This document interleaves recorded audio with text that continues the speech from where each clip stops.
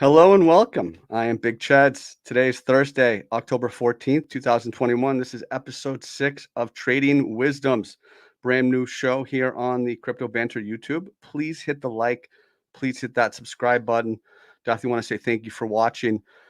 Trading can be complicated. It can be really difficult. And, my job, what I'm going to try to do is I'm going to try to simplify it for you. And the way we're going to do that is we're going to do some chart analysis. I have some great guests that we're bringing on, and we're going to talk about my book, Trading Wisdom. So, people know me as a chart guy, as a newbie helper. And, when I started out, I was making so many mistakes. And once somebody started to help me out, I started to learn. I really got that fire in me. And that fire started to grow. I started to teach as I continued to learn. And that led me to publish this book. So, really, that's the format of the show. That's what we're going to try to do today. So, let's get this thing started.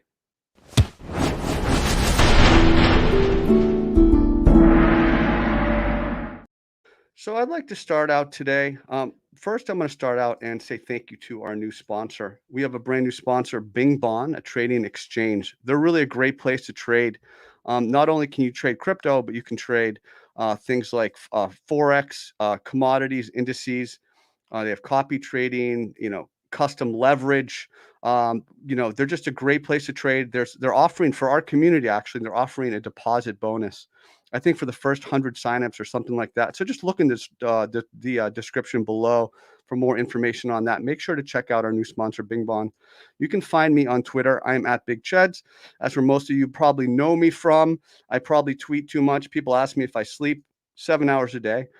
I did mention, of course, Trading Wisdom, the book. You can find it on Amazon, Trading Wisdom, or just Google those two words, Trading Wisdoms. You can find me on YouTube at Cheds Trading. If you can't afford the book, I'm creating a free version, an audio version, one chapter at a time. Check out that playlist. And if you enjoy my brand, my style of technical analysis, you'd like to learn really how to trade, check out Bitcoin Live, where I'm a founding analyst. And the information for that as well will be in the description for the video. But let's just jump right in today. I'll leave up this about the author and this introduction section. Just briefly, you can pause it and read it. I won't waste your time today. Just if you want to get a little bit more information about who I am and what I'm doing. So today, what are we doing today? This will be fun. So this is a really important topic. Lesson 12, define your risk. Sorry, you know what? Sorry, I went too fast. Lesson 13, manage your stack. We're doing bankroll management today. And that's one of the really most important lessons because you just need, and I haven't even opened the book yet, but you need as many repetitions as you can until you get to where you want to be. You need as many trades as you can experience before you're going to get to where you want to be. And to do that, you need to risk small amounts each time. You need to learn how to properly manage your bankroll, and we're going to dive right into that. So, for those of you who are reading along at home, and thank you for your support, we're at page 35. So let's see. We'll start out here. So what do you do in terms of managing your bankroll? We'll start out with, like, let's say you're doing well. Like, one of the things in terms of ways things can go wrong is if all of a sudden you have a lot of success, right? What do you do? What kind of danger can that lead you into? Quote from the book: I coach to all successful traders to cap their trading account at a certain number and transfer out profits every week and month. That way you are less tempted to ape up the risk threshold. Think about that. Let's say you started out at, $5,000 and all of a sudden you triple your bankroll. You might all of a sudden start taking extra risks. When you have that extra money, you might look at it as extra money and all of a sudden you're not respecting it. All of a sudden you say, well, I can break this rule. It's okay. I can afford to lose this extra money I made. That's not a good way to look at it. You should have a set amount that you cap your trading account at. And if you have a bunch of successful trades, cash that money out, send it to your bank account, pull that money back. You do not want to let your trading account get too big because that will lead you to take extra risks and to make mistakes. From the book, managing the connection between your bankroll trading account and your bank account is also important. If your trading account is too large from a series of wins, take some of that extra profit and transfer it out of your bank account. to your bank account. There are multiple benefits to this strategy. First, taking out the money makes it feel real and locks up the gains. And secondly, limiting your trading account size limits your volatility. That's one thing you want to think about. You want to find ways to limit your volatility. So, one easy way to do that is to have small position sizes relative to your total bankroll. So, this also comes from poker. It's very much the same school of thought. So if you're a tournament poker player, you really no more than 3%, maybe 5% of your total bankroll, for each tournament. So as I say in the book, generally speaking, your goals should be humble and your approach to reaching them methodical. Start small with the goal of making one 5% winner this week and go from there. If you do not reach that goal, examine your methodology and record it in a trading log and journal for analysis. If you do make your goal, perhaps move your target up to a 7% winner or try to make two 5% winners the following week. I know that seems really humble, and a lot of you are kind of in this whole NFT thing or, in altcoins and you want to 10 bag it overnight. Like, I get that. But I teach a more cautious approach. So instead of 5%, maybe make it 15. Whatever it is, start with a smaller goal, a modest goal, right? Especially if you're starting. And then record your steps along the way. I entered here. Here's why I entered. Here's what I did, and maybe here's what went right. Here's what went wrong. Record it in your trading journal. And that way you can see what went wrong, what went right, along the way to that goal. But if you start out with, I need to triple this money by next week, I mean, you're gonna hurt yourself. You're gonna end up making a mistake. You're gonna put too much pressure on yourself, and that's really not the way to go. So back to the book. Rather than trying to grow your account from 5,000 to 50,000 overnight, approach trading with more modest goals based on your experience and factoring in mistakes you expect to make in pursuit of your goals. That's the thing, nobody can do this without making a ton of mistakes along the way. You have to make those mistakes in order to learn what not to do next time. And really that's the right attitude to have. So if you understand that it's going to be frustrating, if you understand that you're going to trip up along the way, give yourself some room for error. Another way that's important in terms of managing your bankroll is managing your position size. We talk about scaling into your position and scaling out. And what does that mean? So let's say you plan to put $3,000 total into a position. You should split that up into maybe 3 entries. Your first entry, $1,000. And then let's say it goes a little bit lower and it's at another key support level. You can add your second entry, right? If you jump in with all your funds right away, chances are you're not going to nail the exact bottom or the exact top. Like, no one can do that. So if you give yourself a little bit of wiggle room, you can scale in. That'll get you a better price entry, and that way you're really managing your funds in a responsible way. So, as I said earlier, as I said in the beginning of the chapter, quote, scale in at support, scale out at resistance, have a logical stop loss, and the rest is pure luck. So stop loss, right? That's another critical thing. We've talked about it in every lesson. You must stick to your stop loss. If you enter, let's say you're playing like a falling wedge break, or you're playing a bull flag break, or a descending triangle, any kind of formation, or you're playing a bounce off of support, if that's your reason you entered the trade, if that support later fails, you need to exit the trade, right? Because the whole reason that you got into that trade in the first place, has fallen apart. So that's your stop loss. That's respecting your stop loss. That's respecting your thesis. That's bankroll management. That's risk management. Let us know in the comments if you've experienced any of these things. Let us know if you kind of know what I'm talking about, if this is resonating. Please hit that like. Please hit that subscribe button. So that's just a little taste from lesson 13, manage your stack.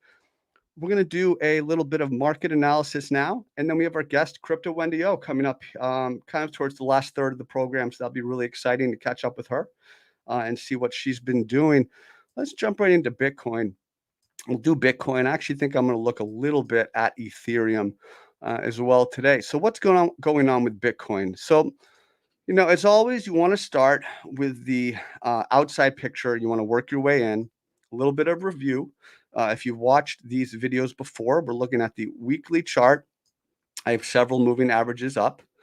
The most important one right now is the orange line, a 50-period simple moving average. A simple moving average means each of the periods in that, in that each of those 50 candles has an equal price weighting. So simple moving averages are equally price weighted. Okay.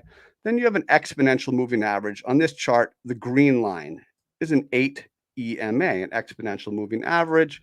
Gives more price weighting to the most recent candle. Hey, Warren, I'm doing well. Thank you. Appreciate that. The most recent candle, exponential moving average. So on this weekly chart, we can see when the price really took off, after that 10, 11, 12K break. In those moves, after it got a little overextended, it would pull back to that 8 EMA.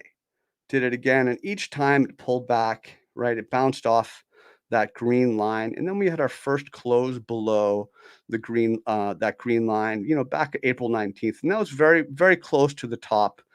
We've talked in prior episodes of the show about some of those warning signs, but really in the weekly chart, the 8 EMA was primary support, and it kind of fell back and it dropped all the way to this orange line, the 50 simple moving average. Well, you'll note it never closed below it.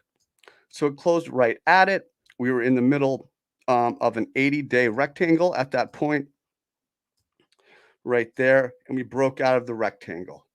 We broke out of the rectangle. So when we broke out of the rectangle, we were anticipating a lower high. Why?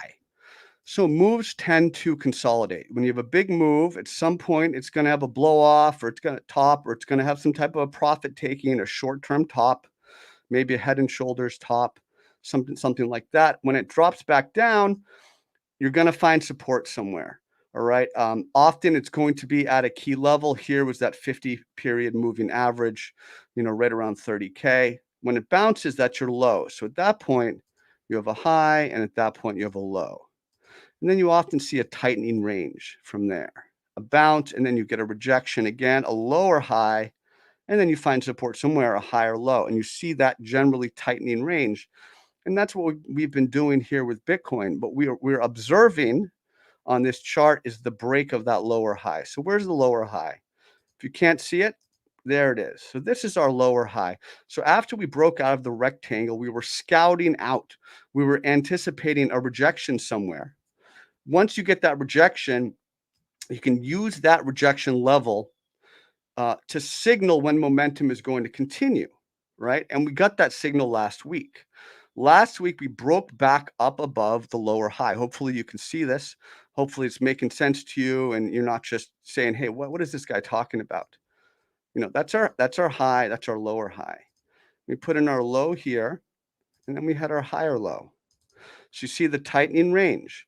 And then you look for a clue, which one of those gives first, right? Which one gives first? Is it the higher low or the lower high? So we had the acceleration and we had the bounce, and we cleared that lower high. So when you have resistance that is broken, ideally it should be turned into support. So, very minimally, we're going to look at that level. And if we get some type of what's a pullback, or actually, technically speaking, what's called a throwback or bullish retest, if it comes back and it retests that broken resistance level, that should be support. That's a level we're looking to buy. So we're going to keep an eye on that going forward. What's happening right now? We're bouncing nicely. We're continuing to accelerate. You see the price on the daily chart, and look at that green line, the 8 EMA. Over the last 3 days, twice we dropped and bounced pretty much right at that green line, right at that 8 EMA. So it's hard to deny that should be support going forward. And similar to what we just saw on the weekly chart here, if we get our first close below that 8 EMA, we're going to pay attention to that. So, we're going to look to see if this trend is weakening. Right now, it's still strong, right? Even with this candle here, even with today's candle here, even though we broke up above the resistance of these 3 prior days, we have, in theory, an up thrust or a false bull break. It's still incredibly bullish. We're still trading above this level, 52, 53K, that important level. and we're still riding rising EMA 8 support. So that's kind of the situation we're in. We're still generally grinding higher. I believe grinding higher towards essentially what was the right shoulder of this head and shoulders topping pattern that we've talked about in the past. The left shoulder, the head, just very crudely drawing that for you, and the right shoulder. We're pretty much heading right for this. There's all sorts of stuff going on, fundamentally outside of the chart. There's rumors of an ETF approval, a futures ETF approval, and you have to think some of this buying power is potentially in anticipation of that. So we want to kind of keep an eye on that. If we do get that approval, I think we might see a burst of buying power and then some selling off, because we've been rising right now, I believe, somewhat in anticipation of an ETF approval. So we want to be on watch, and what we want to do is see how the price interacts with this resistance level 59, 4, 59.5, and then if we can, of course, testing that all-time high 64K level. Right now, Ethereum is bouncing a little bit. We have Ethereum on the BTC pair, which means Ethereum versus Bitcoin strength, bouncing off the 200-period moving average. A long-term moving average in a strong uptrend, when you have the first test of that moving average, very often you do bounce off of that. And we're seeing that actually translating into the USD pair. Here's the USD pair, Ethereum. And we have a very nice clean breakout that just happened right here. So we had the price established, a short-term resistance, the highs of September 16th, highs of October 8th, and really just right around that. Rejected, rejected, rejected. When you drop down, when you find support, and then you're coming back up, you want to be watching those levels for entry. That's a pivot. That's a potential entry level. If you break back up above an established resistance, you can jump in. Ethereum gave you a nice clean trade. Your stop loss is right at that level, right around 36.50, 36.70. So Ethereum seems to be bouncing, and at this point, it would stand to reason, as long as that 36.50 level holds, we'll probably test 3,900, maybe even 4,000. So the one thing we want to keep in mind is not the one, the many things to keep in mind, but when Ethereum runs, it tends to happen when Bitcoin is consolidating, when Bitcoin has a short-term top. So maybe we see that here. I think any dip we get in Bitcoin, we want to buy, whether it be right at that 53K level. If we get a deeper dip back to kind of the middle of the channel here, right around 48.5, maybe even that rising MA50 on the daily. I think we're looking for those dips, and I think we want to be careful over the next, until our next show. I think we want to be careful.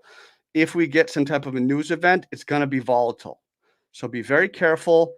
Respect your stop loss. If we break up above 60K and you go uber long, if we drop back below 60K, cut it, right? Stick to your stop loss. Define your risk. Don't get caught in a position. Don't get caught in hype. In the hype. Be methodical and respect your money, respect your funds. That's kind of how I would approach that. I think it's about time to go to our guest. Wendy, how are you doing over there? I think you can hear me. How you Hi, doing? I'm Hey, good. How are you? it's awesome. So yeah, I'm great. Good to see you. I'm so happy to see you again. It's been a minute since last time I had you on my show for the release of your book, right? Yes, you did. When I published my cancer memoir, I had you on. Mhm. It was June of 2020, and that was awesome. We had a great conversation, and you just grown. You've been doing some great stuff. I'm really proud of what you've done since Thank then. you. I appreciate it. Yeah, that my channel's growing, and a lot of it was from TikTok, which sounds silly. Shout out to Core. Hi, but yeah, TikTok is a lot of fun, and I've been able to post a lot of really great content there and help kind of teach them some of the stuff that I talk to my YouTube subs about, and that's about securing profit and profit taking and whatever it is. So where can we find out about you? What if I've never heard of you before? God forbid. Tell us, where can we find out about you and a little bit about what you do? So you can find me. All of my handles are Crypto WendyO. I do a lot of different things. So I do a lot of meetups in Southern California because born and bred LA County.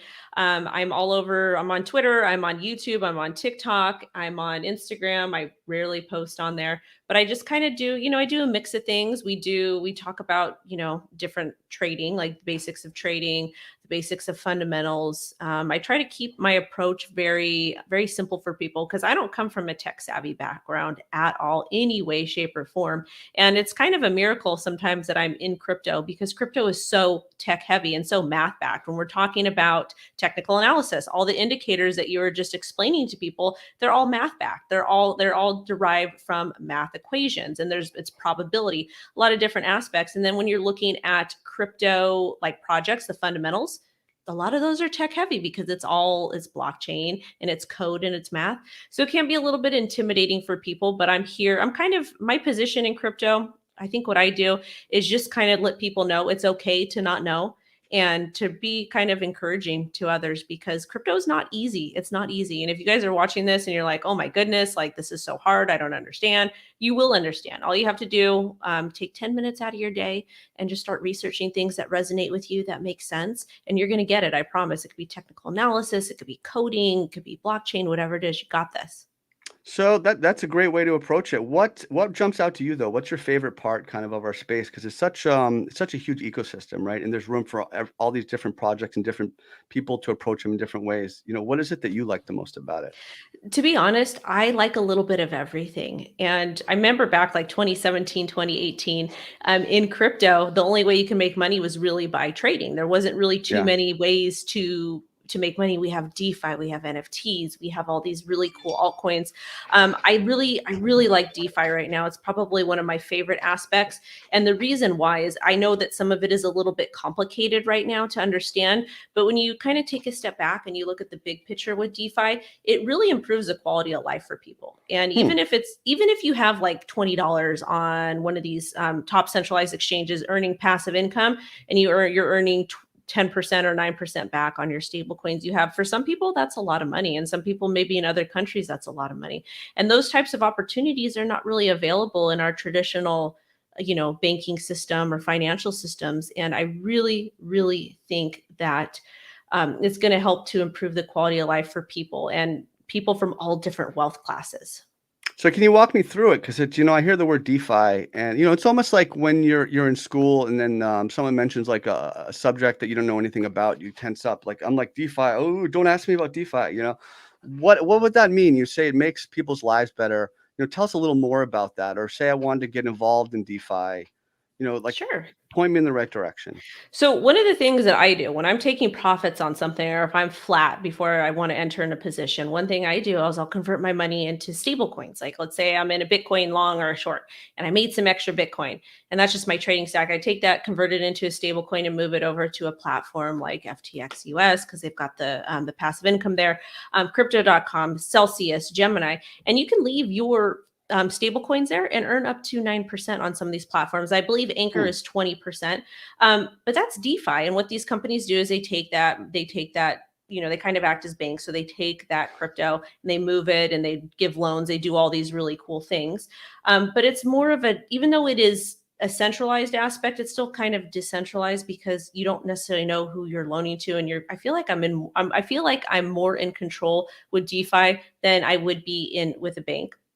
And then of course you can dive deeper down the rabbit hole for people that are more risk ready, and you can do farming, you can do staking, you can join the liquidity pools, you can contribute to governance, you can do all of those different things.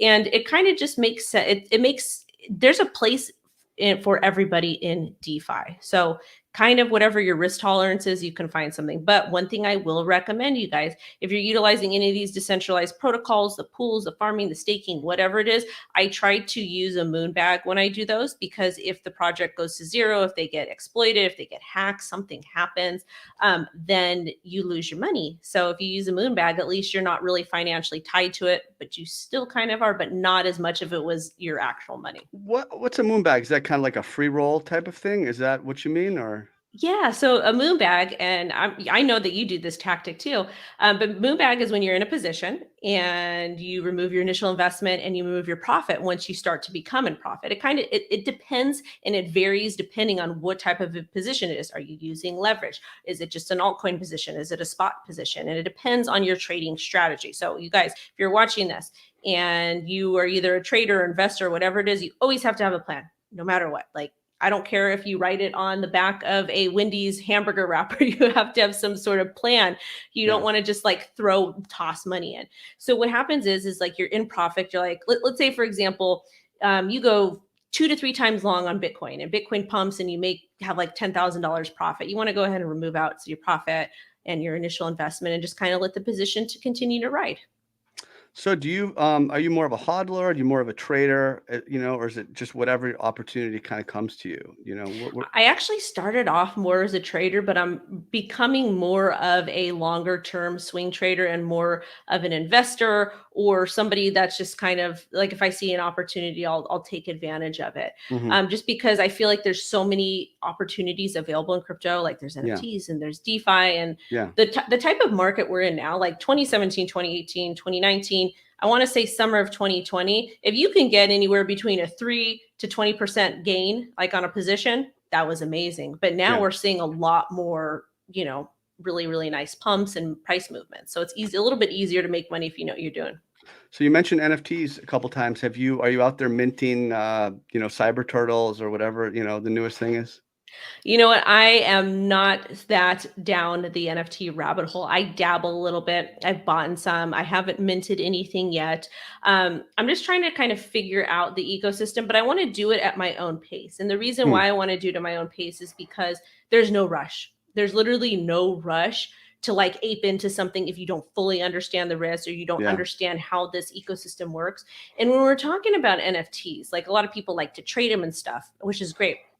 And I came from a background on eBay where I'd buy like vintage designer goods and from thrift stores, and I'd turn around and I'd flip them. And this is so I can pay for community college.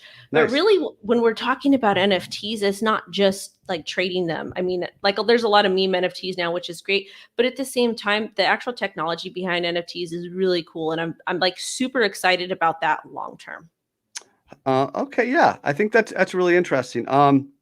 Yeah, I mean, I think there's so many, it's such an exciting and growing field, and it's tempting, to just jump in, because you see your friend, making 1,000x. But I think you're right when you say that you should kind of find your own pace into it, not just, ape in without doing any kind of research. Yeah, I mean, the thing is there's always going to be another. There's going to be another hit. There's always going to be another 10 times, another 100 times. It's crypto, and we're all so lucky and blessed to be here and be able to take advantage of these opportunities. So if you're feeling like a particular, and I'm sure that you can attest to this as like somebody who's more actively trading than I am, if you're having an off day, do you just open a position if you're feeling like bad one day? No, I walk away, I shut it off. I go play See, video games. I see. just, but I'm always monitoring my mood, and if I'm not feeling it, see you later. Hmm. But everybody's different, so I think everybody has to kind of find their own pace. I know some great players who will power through, who, because their minds work differently. I really can just kind of, what works for me. What are your thoughts on the ETF thing? Do you think do you think we're going to get it? Do you think we're running up because of it? Do you have any kind of thoughts on that, or what's going on there? Yeah, I think I mean, I read that post from the SEC, and like Yeah. right before I got on with you, I made a TikTok, and I was like, Hmm. is an NFT coming? Hmm. And I feel like it is finally coming. I feel like traditional finance has been in crypto. They've been in Bitcoin for a long time, and they just were purchasing crypto and Bitcoin under different entities because Yeah. legally, and all the stuff that they do. These guys, what they do. But I think that they've been excited about crypto for a long time. But at the same time, they're kind of hesitant, and they don't want their peers to judge them because Bitcoin Yeah. and crypto is so taboo. So I Yeah. do believe that a Bitcoin ETF is coming. It's just a matter of when. And I don't necessarily know if that's really good for the space, but at the Right. same time, it's going to have to be because it's coming whether we like it or not. Yeah, I think it's a good thing. More acceptance. I think people have had to kind of, wink, wink, and say, "I'm not really into crypto," but they really are. And I'm looking forward to it either way because I like volatility. I think we'll get some volatility if it does come. Yeah. So you have a daughter, right? I do. How's she doing? She's so good. She's at school right now. I'm so excited I'm actually gonna go with her dad. We're gonna go play some bingo at the school for some charity, and I'm Wow, gonna I'm gonna win. I'm gonna win. I'm gonna that's awesome. sweep the house. Are you a pro, or is this you're just gonna come in and beginner's luck it? I'm just I like playing bingo. I'm like Yeah. I'm such a boring person in real life. Like I like to sit at home to like eat, order pizza, and I'll play like board games. Like we'll play Smart, or I mean, is it sorry? No, Sorry. That's what the game is. My Yeah, daughter yeah, loves that game. We'll play right. Sorry, and I can't wait to teach her to play Monopoly. We'll play Oh, cards, yeah. like all kinds of stuff. Oh, I'm trying to get my daughter into poker, and she I just love every it. time bets and bets, and she still wins because I guess that's how simple the game is sometimes, right? Yeah, I actually grew. The funny thing is my grandpa, when he got out of the military, he played pool. He was a pool shark to support the family because there was like no jobs available or whatever. And he played poker a little bit. So I have all these vintage poker sets from they're at my mom's house. Of course, they're trash because they let us play with them. Yeah, But I learned how to play poker at a really young age. I think I was like 9 or 7 or something like that. that's awesome. Well, I'm really glad you came today. Do you Thank want to just you. briefly remind us where we can find a little bit more about you before we say goodbye? Yes, thank you so much for having me on. Also, you guys, if you want to learn more about trading, make sure you like and subscribe to Crypto Banter. His Cheds has got you. He's going to help educate you. He's going to kick it old school to you and make sure that he's giving you the correct advice, and not necessarily advice, but just kind of tips and tricks, and you take it. So smash that like button. Thank you so much for having me on. And you guys can find me. All my handles are at Crypto WendyO. We do 2 daily shows a day on my channel, my TikTok, Instagram, Twitter. Come vibe with me. And thank you again. That was awesome. We'll look forward to talking to you again soon. Bye bye. All right, we'll see ya. Oh, that was great. We have a great streak of guests. I'm sure we're gonna have a wonderful one next week. I definitely want to thank our sponsor, Bing Bon. It's a wonderful exchange. If you're looking for somewhere to try out, they have a brand new kind of a deposit bonus for our viewers, for our Banter family. The details will be in the description. You know, not just crypto. They've got forex, commodities, indices. Just a great platform, custom leverage, copy trading. So definitely check them out. I am on Twitter at Big Cheds, where you know me from most likely. I'm also on YouTube at Cheds Trading. Kind of the genesis of this show is my book, Trading Wisdom. It's available on Amazon. The feedback's been great. Thank you, Banter family. You've helped make it quite successful. If you can't afford the book, check out on my YouTube channel, Trading Wisdom. I have a free version of the book. And if you like my technical analysis, check me out on Bitcoin Live, where I am a founding analyst. I just love doing this show. I love the Banter community. Please hit like, please hit subscribe. Until next time, Big Cheds out.